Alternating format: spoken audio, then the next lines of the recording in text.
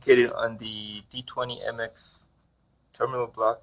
The D20MX supports both AC and DC power source.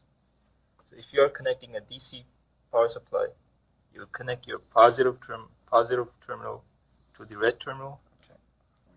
In the case of and the negative terminal will be connected to your black terminal.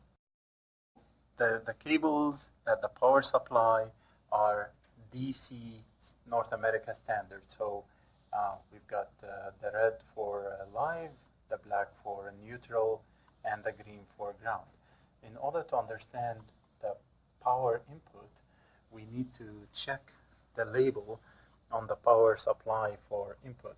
And as we can see here, it says 85 to 264 volt AC and 100 to 300 volt DC.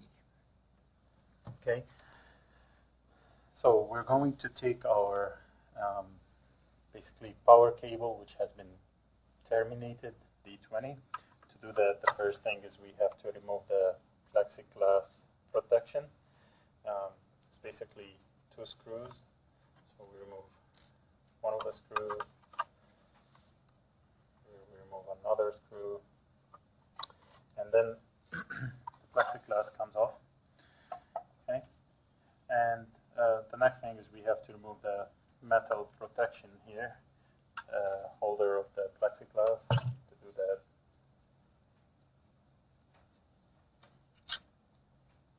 one screw on this side, there's another screw.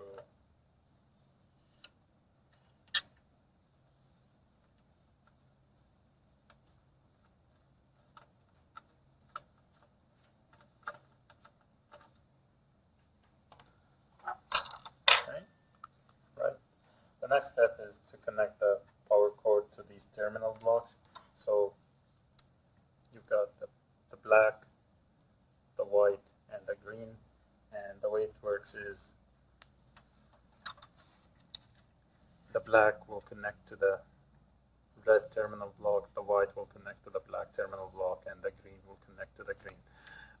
There is no specific way on how to connect the cable. One of the ways that we're going to show is to connect them from the top, right?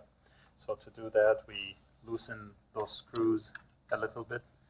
So we'll insert the connector of the power cord. So let's start that.